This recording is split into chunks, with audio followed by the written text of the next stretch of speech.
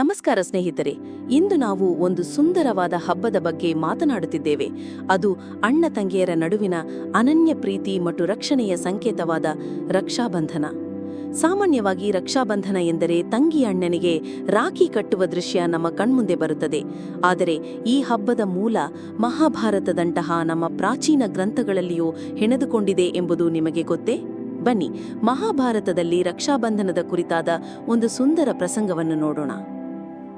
ಮಹಾಭಾರತದ ಯುದ್ಧದ ಸಮಯದಲ್ಲಿ ಕೃಷ್ಣನು ಸೌಂದರ್ಯ ಮತ್ತು ಶಕ್ತಿಯ ಪ್ರತೀಕವಾದ ಚಕ್ರಾಯುಧವನ್ನು ಬಳಸುತ್ತಿದ್ದ.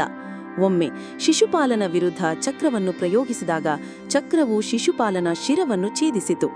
ಆದರೆ ಈ ಪ್ರಕ್ರಿಯೆಯಲ್ಲಿ ಕೃಷ್ಣನ ತೋರು ಬೆರಳಿಗೆ ಗಾಯವಾಯಿತು. ರಕ್ತಸ್ರಾವವಾಗಲು ಪ್ರಾರಂಭಿಸಿತು.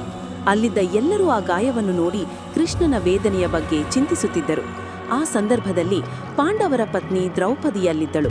ಅವಳ ಮನಸ್ಸು ತಕ್ಷಣವೇ ಪ್ರತಿಕ್ರಿಯಿಸಿತು.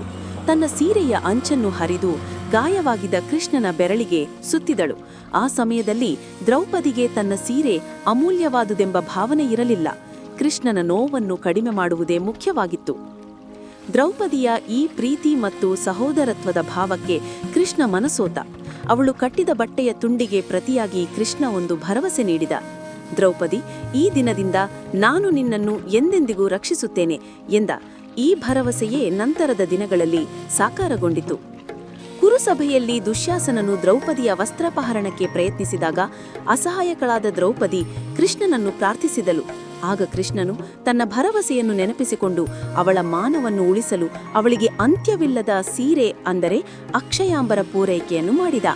ಇದರಿಂದ ದುಶ್ಯಾಸನನು ಅವಳ ಸೀರೆಯನ್ನು ಎಳೆಯುತ್ತಲೇ ಇದ್ದನು. ಅದು ಮುಗಿಯಲಿಲ್ಲ.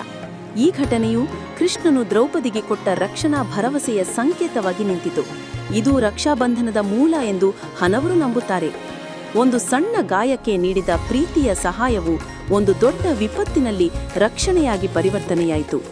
ರಕ್ಷಾಬಂಧನ ಕೇವಲ ಒಂದು ದಾರವನ್ನು ಕಟ್ಟುವುದಷ್ಟೇ ಅಲ್ಲ, ಇದು ಪ್ರೀತಿ, ವಿಶ್ವಾಸ ಮತ್ತು ರಕ್ಷಣೆಯ ಸಂಕೇತ. ಅಣ್ಣ ತಂಗಿಯರ ನಡುವಿನ ಭಾವನಾತ್ಮಕ ಬಂಧವನ್ನು ಇದು ಬಲಪಡಿಸುತ್ತದೆ. ಈ ಹಬ್ಬವು ಕೇವಲ ರಕ್ತ ಸಂಬಂಧಿಗಳಿಗೆ ಮಾತ್ರ ಸೀಮಿತವಾಗಿಲ್ಲ. ಇಬ್ಬರು ವ್ಯಕ್ತಿಗಳ ನಡುವೆ ಯಾವುದೇ ರೀತಿಯ ಪವಿತ್ರವಾದ ಬಾಂಧವ್ಯವಿದ್ದರೂ ಅಲ್ಲಿ ರಕ್ಷಣೆಯ ಭರವಸೆ ಇರಬಹುದು. ಮಹಾಭಾರತದ ಈ ಕಥೆಯು ರಕ್ಷಾಬಂಧನದ ಮಹತ್ವವನ್ನು ನಮಗೆ ತಿಳಿಸುತ್ತದೆ. ಪ್ರೀತಿ ಮತ್ತು ರಕ್ಷಣೆಯ ಈ ಪವಿತ್ರ ಹಬ್ಬವನ್ನು ನೀವೆಲ್ಲರೂ ಸಂಭ್ರಮದಿಂದ ಆಚರಿಸಿ.